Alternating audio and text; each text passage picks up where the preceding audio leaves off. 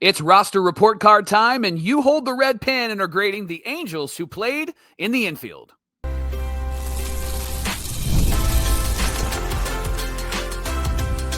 You are Locked On Angels, your daily Los Angeles Angels podcast. Part of the Locked On Podcast Network, your team every day. Thanks for making Locked On Angels your first listen of the day. So what grade did you give Neto, O'Hoppe, Schanuel? What grade did you give the veteran starters in the infield? And what about those young guys like Christian Moore? What kind of grades did our everydayers give those guys? We're going to share that in just a moment. But first, we want to thank our sponsor, FanDuel. Right now, new customers can bet $5. And if your bet wins, you'll get $300 in bonus bets to use across the app. Download the FanDuel app today. Thanks for being here for this episode of Locked On Angels, where it's your team every day. You've got the Frisch Brothers here with you, a.k.a. the Super Halo Bros. My name is John, and that's my brother Mike. And my name is Mike, and that's my brother John. Hey, we've been talking Angels baseball with you the last 4 years on Locked On Angels, and it's a pleasure and a privilege to be here with you Monday through Friday, every single weekday. And we're talking about the grades that you, our everydayers, gave to the 2025 roster. This time, we're talking about the infield, Mike, and this time we're going around the diamond, talking about all the players. You got a little dirty, diving for things in the dirt, on the field, and so we're excited to get it started here. How about we get it started with the young core? We mentioned Zach Neto, Nolan Schanuel, Logan O'Hoppe. You want to start with the greatest grade that I think we've received so far? Are you ready? Yeah, for I'm this? excited. I'm flying blind here. I haven't seen these, and so I'm excited to see what our everydayers said about guys like Schanuel, O'Hoppe, and specifically Zach Neto. Let's talk about specifically Zach Neto. Here is Zach Neto. He got a score of a 4.71 out of 5. That is good for an A grade, just shy of an A plus, Mike, but that's okay because an A grade for Zach Neto, I think, is the right call. So most of the comments had something to say along the lines of best overall, the heart of the team, and a leader. And I think I agree with all of that. What about you? Yeah, and the guy missed the first month of the season and put up better numbers than he did the year before. And so he is the face of this franchise. I don't care if he's not making the most money. The guy who's making the most money isn't even there. The second guy is there and was on the field finally for a good amount of time. But Zach Neto is the face of this franchise, John. He's the one that makes this machine go. And I love this guy at shortstop because not only is he great defensively, but he's got a high baseball IQ. And we've talked often about his throw to third base and his understanding of where the runners are and his understanding of what he needs to do in that moment. And I think that there are some times where he tries to be very Derek Jeter-esque and pulls it off. And then there are some other times where maybe it's a bit above his athleticism, but don't tell him that because he's somebody that's going to go and get it. He's somebody that's going to make the play. I remember a game earlier this year when he went from shortstop to, where was he? Like middle of left field and close to the foul line and makes a catch out there because Taylor Ward wasn't close to it. So he had to go and get it. But Zach Neto is the man. Zach Neto is the face of this franchise and they need to build around Zach Neto. And I love that he has power, but I think that Zach Neto's greatest gift at the plate is going to be his ability to spray the ball all over the field. I could see him being somebody that hits 50 doubles. Think of like Dustin Pedroia in Boston when he was there. Zach Neto has a lot of connections there. There's a lot of fans that put those two together. Pedroia was a doubles machine. Wasn't super powerful, but was a doubles machine. I think Neto has the power, but I think that he could be somebody that could spray the ball all over the field. Watch out for maybe a 100 RBI season in 2026 for Zach Neto. Yeah, especially if he's not leading off the way that he had been most of this season. I'm somebody who thinks that he could be a great number 3 hitter. Yeah, honestly, Mike. Yep. I think, in terms of the grade that he got, the A grade, I think that that's fantastic. Remember on the last episode where we did the outfield, Joe Adell got the A minus, and I think Zach Neto totally deserves the A grade. Might even borderline on A plus if it wasn't for that first month of the season being out. But that's a very significant grade for him, a significant step forward from 2024. Mike, I think, there's room for improvement. It's the batting average. And really, that's something that I think that he could totally improve upon coming into next season if he, makes the contact that he needs and the things that you mentioned there, as well as spraying the ball and using the whole field. I think that's definitely something that Zach Neto can do. Let's take it to Nolan Schanuel, of course, over at first base. Did miss some time toward the end of the season, but wants to be there, wants to play every day, and then eventually did get back into the lineup. Unfortunately, it was without Zach Neto there at the end of the season.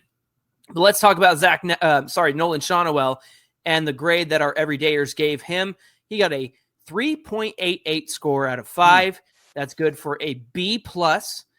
The comments there said most consistent, improving each year.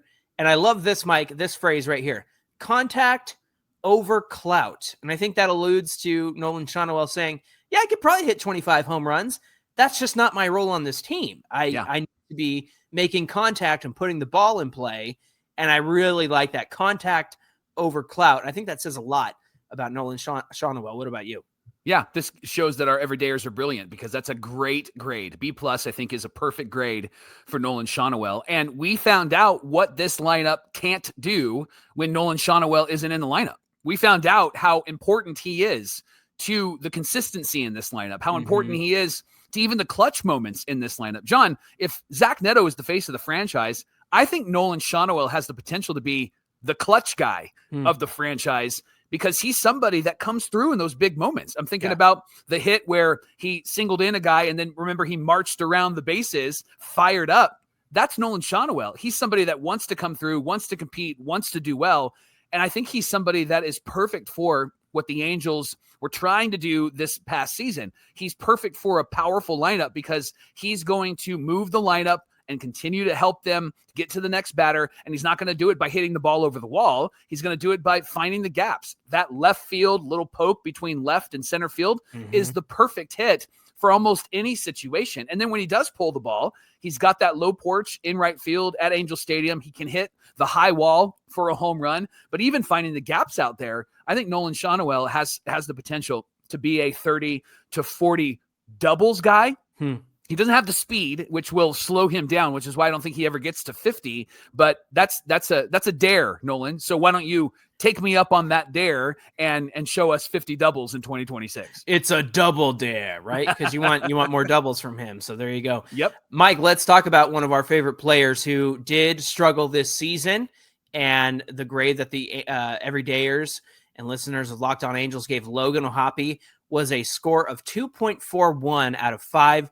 That was good for a C-. The comments all referred to disappointment. Disappointing, took a step back this year. But then I liked this one because not only have we been saying it all season long, Logan recently said it to The Athletic and Sam Blum and had a phone call about it with him.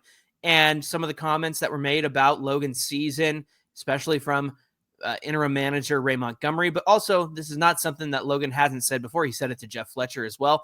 Too many voices, Mike. What do you say? Yeah, I think that what happened to Logan O'Hoppe this year, it affirms that this coaching staff, but Ray Montgomery specifically, are a bunch of bozos. And I don't want to name call, but are just a bunch of bozos. Ray Montgomery saying what he said about Logan O'Hoppe earlier this year and losing trust with pitchers, and then Logan having to address that in the offseason, that just proves that this whole team, this whole coaching staff, they need to be gone. What has Ray Montgomery brought to this team outside of consternation and frustration? I mean, Logan O'Hoppe is a good player. And I know I'm biased. We bowled with him. We like him. We like his family, right? But I'm looking at this through my fan glasses, and I'm trying to be factual here. And you're not a guy who's great for 7 years and then you just fall off a cliff without something happening. What changed? And what changed in Logan's head was the voices that got into his head. He was trying to do everything that they wanted him to do. That was the problem. And that's why he wasn't good this year. How many times did he change his catching stance, John? I think we did 16 episodes on that, right? Right.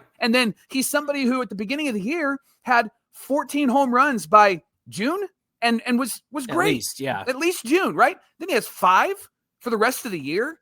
What happened? It's because he's got bozos giving him coaching advice that shouldn't be giving him coaching advice. So good on Logan to recognize that. And the Angels clear house. I know that there's been conversations about that. Let's just clear house, bring in some actual talented, gifted coaches to help these actual talented, gifted players. I do think the C- grade is fair from our everydayers because it was a disappointing season. It was a step back season. But Johnny, it was because mainly too many voices in his head, and Logan needs to be more of a prima donna. He needs to be more of, I'm not doing that. I'm doing what I want to do. Right. Yeah.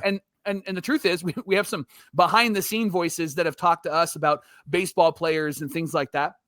The privileges of getting to be the Super Halo Bros. But they said, man, all baseball players are prima donnas, right? They all are just drama queens and drama kings, right? And so Logan's not, in the interactions we've had with him, very humble, very good dude. But could we just give him permission, John, to be a bit of a drama queen this year, to do what it is that he knows is right for him, instead of leaning into these other coaches that obviously don't know this player, don't know his gifting, don't know how talented he is? Like, that's a mistake on you. You got to know the dude before you're going to coach the dude, instead of just going, well, here's what I think you should do. And that's really what it felt like. These old heads coming in going, well, here's what I did back in 1986 when I was doing. Shut up. Like look at the player you have in front of you. Your job as a coach is to make them better, not tell them what made you better. Yeah. When you think about where he's come from with Philly, they had every design on bringing him up, but they had JT Realmuto, right? Yep. And Logan certainly learned under some of the greatest teachers and coaches on his way up. And then he got traded to the Angels and seemed like he was continuing that trajectory. Now, have the defensive stats behind the dish been fantastic over the first 2 years that he was a catcher? No, but they were average, right? They were at least league average. He wasn't doing too much and wasn't doing too little. But then to see what happened to him this season, both at the plate and behind the dish, and hearing what Logan has said and what we speculated on all season, was that you brought in like 4 different dudes to give advice to just the catcher. And, I'm not going to pile on Travis d'Arnaud because he's the one who said, I want Logan to be the best catcher there's ever been for the Angels, right? Yeah. But then you had several other coaches. You had all of these different voices. And Logan is an amenable, moldable young man who will listen to those who are older than him and are supposed to be wiser than him. And so I don't blame him for being a sponge and trying to learn as much as possible. But when you're struggling at the plate, when you're struggling behind the dish, and you're trying to work with a whole new pitching staff essentially this year. Yeah. That's a lot to put on a guy who's 25 going on 26. And so, I think that it was unfair to him. Yeah. But I do agree with this grade. I think if you were just to look at the season, Mike, a 2.41, a C-, that makes total sense. And so I think people gave him the benefit of the doubt, and also were fair in the sense that, he didn't do too good, but we all understand why he didn't do too good. And I think that carries a lot of weight in this conversation. Thanks for making Locked On Angels your first listen of the day. Coming up, what about the veterans in the Angels infield? How did they contribute or not contribute to this team? And then I get called out. We're going to get into that in just a minute. Everydayers, it's time to get a full picture of your resources, of your money, of your bank accounts, because often we have no clarity. We don't know what we're spending. We don't know what we're bringing in, and it can get really messy. It can cause a lot of issues. Don't do that. That's why you need Monarch Money. It's an all-in-one personal finance tool, bringing your entire financial life all together in one clean, easy-to-use interface. You can put it on your laptop. You can have it on your phone. It's built for people just like you. And if you've been putting off organizing your finances, let Monarch Money help you. They're going to do the heavy lifting. They're going to link all of your accounts in minutes. You're going to see clear data visuals. You're going to see the categorization of your spending, and you're going to finally feel like you know what you're doing, because Monarch Money is going to help you do that. So don't let this opportunity fall through the cracks. Use our promo code LOCKEDONMLB at monarchmoney.com, and you're going to get half off your first year. Again, 50% off your first year at monarchmoney.com using the promo code LOCKEDONMLB.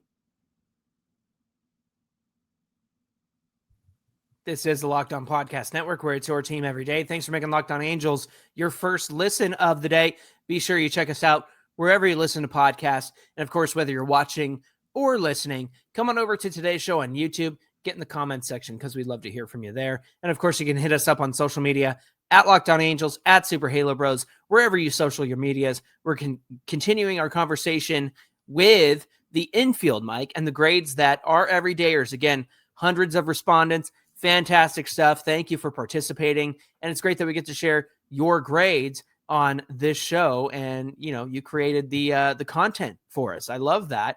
And so we're going to get into that some more right now. Let's talk about Travis d'Arnaud, Mike, and the backups and the veterans that we have around the infield. Here we go. There's Travis d'Arnaud, a score of 2.99 out of 5. That's good for a C+. Comments that our everyday submitted were solid backup, better than expected, and a veteran presence. How do you feel about this grade for Travis d'Arnaud? Well, first, anything over Matt Theis is fantastic, right? And so the fact that we had somebody backing up Logan O'Hoppe that could actually be a great bat and a great defensive player was phenomenal. Haven't had that in years, probably since the Molina brothers were playing for the Angels, starter Benji and then backup Jose. I don't think we've ever had that since then, right? I mean, we had Mathis and Napoli, and so there might be some argument there. But Travis d'Arnaud is somebody that I've appreciated over my time being a fan and over his career, and he was a solid backup. I think the grade, a C+ grade, is actually a good grade. It's a fair grade for Travis d'Arnaud. He's somebody that had to fill in when Logan was really struggling, and they had him in more often than they had Logan, which I think is part of the reason why Logan struggled, is because consistent at-bats are necessary. But Travis d'Arnaud was somebody that earned some of those at-bats because he came through in good moments, and John was a great caller behind the plate and was able to throw runners out at second base, and somebody that I was confident in when he was in there, especially in big moments. That was somebody that I could go, hey, I think d'Arnaud's going to get a hit here. I think he can come through here. And it's nice to have a veteran guy behind the dish, maybe not playing every day, but giving depth to the catching position. Yeah, I really think that's maybe some of the issue that came up with Logan O'Hoppe was just not getting the playing time, especially when the struggles came up, not enough to work through that. But for Travis d'Arnaud to be a backup catcher, the veteran presence, I think that was a really great move. I know that we've been piling on Perry Manassian lately, but to have a veteran like Travis d'Arnaud be the backup, right? Because he has historically not been the backup. He's been called upon by like the Braves to fill in when Sean Murphy was hurt, and he would show up and show out. And then in the opportunities that he got, he definitely showed up. And I definitely believe that Travis d'Arnaud had a great season. I agree with the C+ grade.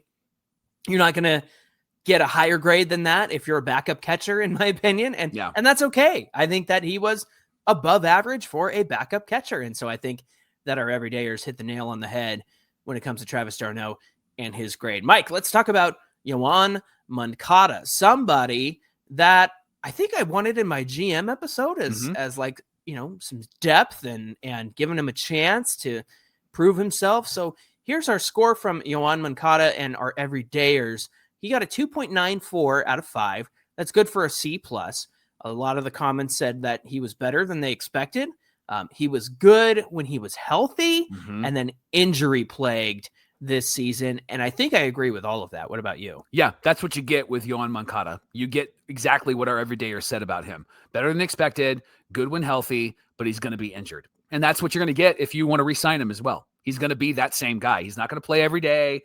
Little nagging injuries are going to get the best of him, which is why the Angels need to think long and really thoughtfully about if they want to bring this guy back. Now, I'm not opposed to it if he's on the roster in 2026, but I don't think that he's somebody that we can count on. You're going to need depth, which is something that Perry has not been able to do. He has not been able to get depth on this team. So you have to really consider if this is a guy you want in 2026 that's going to help the team move forward. I think he's going to be a bit more expensive as well. His $5 million deal was a great deal for what you were getting, but you're paying for the Moncada who hit 30 home runs a couple of years ago. You're not paying for the Moncada that is right now. Now, maybe because after this season, that number might go down, but I would say that it's probably going to go up to maybe 7 million, maybe 8 million, depending on who wants him. But all of our everydayers were spot on with this grade and with their comments.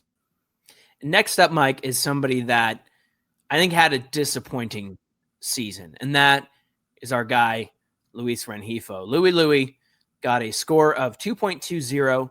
That's a C- grade. A lot of the comments and kind of in general, people said that he was disappointing. He took a step back. And then I saw a lot of some form or fashion of lazy or a lack of hustle. And I can't say that I disagree with that, Mike. What do you say? No, and that's where I would would focus my grade as well. He just didn't have the engaged mind and body in every moment. He was very checked out in moments. He would not hustle down to first base. That's the first sign of somebody that will frustrate me is, you know, a weak ground ball, run.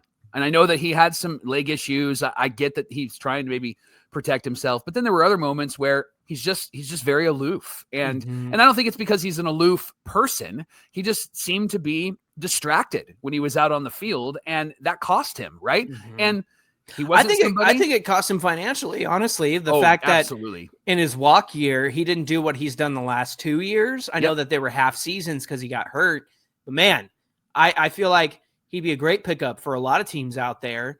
And I don't think he's going to get paid as much as he possibly could have had he had a much better season than a C- season, right? Let's talk about those two things. John, he had power. He showed power with the Angels, but didn't show it this year. He showed a batting average last year with the Angels, didn't show it this year. And I think it has to do with his lack of engagement. And it might have been the coaching staff as well. I think that they impacted him in a negative way as well. The only benefit to Rengifo is that he could really play anywhere. I think his best position was probably second base. He did play a middle of the road third base, but throwing it over to first base was a struggle for him as well. Every time it was right. Yeah. He wanted to gun it. He wanted to sling it over there, and instead of just making the play. That's why I liked Moncada there over Rengifo, because Moncada felt a bit more smooth. Rengifo felt like, oh my gosh, let it go, right? And then hopefully Schanuel can get it. And there was a lot of, how many plays jumping up, tagging the runner did Schanuel have to do because Rengifo just slung it over to first base? I think that's an underrated part of Schanuel's game too, because sometimes he's got to get those Zach Neto throws that are a bit high, and he's able to pull him down and tag the runner. So that's an underrated part of Schanuel's game for sure. All right, I got called out on this one, and I actually kind of love it. Kevin Newman, Mike, got a 1.36 score. That's an F grade. A lot of comments said horrible, total letdown. And then one of them said, John wanted this guy? And I had to laugh at that because when the signing was made, I thought it was a great depth piece. I thought him coming off the bench was the best thing for him. And look, I'll say this. What the heck happened to Kevin Newman? Well, you see a guy hit for average with the Diamondbacks last year, had to play a lot of shortstop because they had lost their shortstop for a good part of the season. And then he came in and was going to be the guy for the first month of the season for Zach Neto. Totally understand that, totally fine. And what needed to happen after that was for him to go to a bench role. And that's what happened as well. But Mike, when you go from having a pretty decent average most of your career to just plummeting and falling off the face of the earth, that speaks to bigger issues than this guy just doesn't have it anymore, in my opinion. Yeah. I mean, we probably don't need to do a report on the coaches and give grades for the coaches, because I think a lot of what we saw negatively on this team that didn't work for this team, like a Kevin Newman, a lot of that is on the coaching. And so we're going to give them F grades because it really impacted these players in a negative way. However, Kevin Newman just struggled this year, man. Just struggled. And I was hyped for that move because you're usually pretty spot on with players that you would want the Angels to sign. He just fell apart. He was not the same guy. No. And because of that, they ended up DFAing him, right? And they signed him for 2 years, and they ended up getting rid of him because he was that bad for this team. Yeah, he's got an option that they're going to have to buy out. It's not very expensive, but yeah, they've got to buy out that option, which is unfortunate. And again, it's not somebody that I picked for like my GM episode, which, you know, I'm excited to do that again this year with you. But it was somebody that when they signed him, it was like, that makes sense. That's a good pickup. What a good backup contact guy and all that stuff. And he didn't do any of the things that he's done well in previous seasons. I know that he, you know, has kind of floated around Pirates, Diamondbacks, all that stuff. But the truth is like this should have been a good bench piece. And I don't know what went wrong other than what you alluded to with the coaching for sure. All right, one more veteran, and that is Tim Anderson, Mike. He got a score of a 1.37, just one more point than Kevin Newman, but it was also good for an F grade. Mike, I was very surprised to see a lot of this. Forgot about him. Forgot he was on the team. I had a good laugh about that. Good glove. good defense, a lot of good compliments about his defense. And then, of course, we have to say it. Down goes Anderson, right? Yeah. Remember him batting 5th in the order on opening day? What's up with that? And not changing. Like he's in the prime spots. Wash was not coaching well and managing. There's that word, managing well at the beginning of the year. Yeah. Tim Anderson. It's what the Angels do. Hey, here's a guy who was great a couple years ago. Let's see if he can figure it out again. And that's the patheticness of the Angels is that they go and do this hoping that they can resurrect careers. Anaheim is not the place to resurrect careers because up until this point, they haven't had the coaching staff to be able to do that. And the funny thing is, by the time he got let go, I think all of us were asking the question, you got rid of him over Kevin Newman? Because up to that point, Newman was way worse than Tim Anderson, and then he eventually got let go too. But yeah, it's one thing to have Tim Anderson be like, you know what, we really need some infield help with Zach Neto being gone.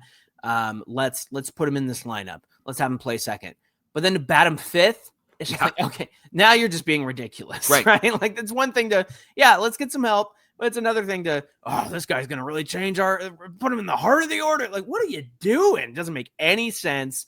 And it's just mind-boggling to me. Now, he did play second base, and we're going to get into a future of a second baseman here in just a minute. We're right in the middle of the NFL season, and FanDuel has an offer that you don't want to miss. Right now, new customers can bet $5 and get $300 in bonus bets if you win. So you pick a bet, you put down $5. If it hits, you're going to unlock $300 in bonus bets to use across the app. And FanDuel is really fun. It's really fun to use. It's a fun way to play. You can build parlays. You can try player props, even get in on some of the live lines while games are unfolding. Whether you're a casual fan or you just love diving into the stats, FanDuel is going to make the game day experience so much better for you. So stop waiting. Let's get started. Visit FanDuel.com. Download the FanDuel app right now, and you'll get started. Put down that $5, and you're going to win $300 in bonus bets. Final look around the infield, and we look to the future, Michael. And we're going to start with somebody we got a nice glimpse of this season, albeit it was broken up by an injury, but it seemed like he was finding it again right before the season ended. And that's Christian Moore. Christian Moore, of course, the number 1 pick for the Angels last season. He got a score of 2.68 out of 5. Our everydayers ended up giving him a C grade. Here are some of the comments they said about him. Potential and promise. There was a lot of that upside, that kind of phrasing. He needs more playing time, which was an issue this season, right? And of course, Ray Montgomery and all of his genius said, well, he's going to play a lot in Anaheim. And so it's like, yeah, but we need him to play now because you're not playing for anything. So get that guy in there. And then, of course, the injury setback was a big theme in the comments. And that really is kind of what divided his, first half and second half, I guess you could say, was he was having a great summer and then he got hurt and it was like, oh man, because it just seemed like he was getting ready to roll. Came back, struggled, went down, came back again and looked a lot better toward the end of the season. But I'm excited to see more of him in 2026. What about you? He said when he went down, he was prioritizing contact when he went down to the minor leagues. And Imagine so that. He's somebody that unfortunately the injury hit right when he was catching fire and helping lead this team. I think it's one of the reasons why the Angels kind of fell off in the second half, because I think Christian Moore brought an energy to this team. He brought a charisma, a winnability, a sense Zach of Neto energy. Oh my gosh, he was somebody that just brought energy to this team. And so having him not in this starting lineup because of an injury was a bummer. And I think he is somebody that the Angels need to plan on and prioritize in 2026. Don't go out there and say he's going to earn this or he's going to be here. Compete. We're not sure. I think you need to say, hey, we're going to try him at second base. We're going to try him at third base. We're going to let him work towards it. Obviously, he does need to earn his spot. He doesn't need to suck and still get a spot, but let's make him a priority. You drafted him number 1, so make him a priority. And so hopefully the coaching staff that they do bring in, the manager that they bring in, will say that, and we'll make that a priority in spring training. It's just a lot of indecisiveness of the Angels front office. Like, remember the comments we heard of, yeah, he's going to come into spring training and compete for a spot. It's like, that's not good enough. That we need to cement where he stands. Put him on the roster, put him in AAA, AA, whatever you need to do, but give him a clear-cut plan. I think that's all that we're asking for here. Here's somebody that, his future is not necessarily up in the air, but it's still kind of TBD on if he's ready or not. And that is Denzer Guzman, Mike. He got a 2.42 out of 5 from our everydayers. That's good for a C grade. A lot of the comments thematically were not ready yet. A raw talent, but he's rising. And then he showed a lot of promise. And again, we got a small window, small sample size. We didn't see a lot of him, but we did see a lot of him toward the end of the season. And I think what we saw from him, there's glimpses, right? There's some things that you can be encouraged about. What do you say? Yeah, very raw. That's the perfect example of it. Very raw. You can see that there's something there, but it needs to be cooked a little bit. Yeah. And so I really like him. I think he's great defensively. I think his bat will come around, but somebody that probably isn't ready to be in the starting lineup or even on the major league roster starting in 2026. Yeah, going to need a little bit more time, but definitely somebody. I think I said this about maybe Mitch Ferris or Sam Aldeguerri. He'd be my first call up when there's an injury, and when Denzer Guzman, he'd be my first call up when somebody in the infield goes down. I think that he would be great for that. All right, final guy here is Oswald Peraza. Remember, we got him at the trade deadline from the Yankees. The Yankees had moved on from him. Our everydayers gave him a score of 2.16 out of 5. That's good for a D+. A lot of the comments said backup, bench only kind of guy, defense first. We did see him play some good defense. But then a lot of people said he's got some upside and he's got some potential. And what's funny is, if you don't know much about him, his first season with the Yankees, he was hitting very, very well. And then all of a sudden that kind of fell off. I wonder if that's where he can get back again. But I also think he's going to need to get back there as a bench piece. I think that would be the best way to utilize him. What are your thoughts on Oswald Peraza, these grades, and what we saw from him in the Angels? Yeah, everydayer's got this one right. He's going to be the Louis Rengifo for the next 4 years because they have him under contract for the next 4 years because of arbitration. I don't think he's going to be somebody that we can count on to be spectacular or maybe even good. I think he's going to be somebody that is going to be mediocre. He'll be neutral, but he's somebody that's coming off the bench that can play in a lot of different spots. Guy even played first base and did his best, right? Yeah. So he's somebody that I would say we're going to see a lot of. I just hope that they don't prioritize him and go, you know what, third base might be a great spot for him, or second base might be. No. Christian Moore needs to be there. And if you're going to prioritize anybody, Denzer Guzman should be there, right?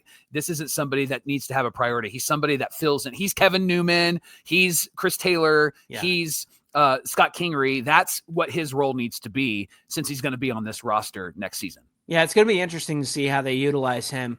One of the things that I would consider with Oswald Peraza is the fact that the Angels move a lot slower than the Yankees. And so this is a situation where, when you talk about a change of scenery guy, this is literally a change of scenery where the Yankees are like, we're going to the playoffs and our aim is the World Series. And I know they're not getting there this season, but the truth is that I don't think that they could give this guy the time and the dedication they could or needed to get him right. I think in Halo Land, that's a little bit of a different story. I think that he can get the attention that he needs. Hey, get him around Pujols and see what he could do, because if Pujols is going to manage this team, I think it'd be really great to see him help all these guys, honestly. But Peraza seems like somebody, like you mentioned, good utility guy. And if that bat comes around and he can hit for average again, I think that's nothing but a bonus for Oswald Peraza. Thanks for making Locked On Angels your first listen of the day. Now, for your next listen, check out Locked On MLB Game Night. Every game, every night until a World Series champion is crowned. You can find Game Night on YouTube or wherever you get your podcasts.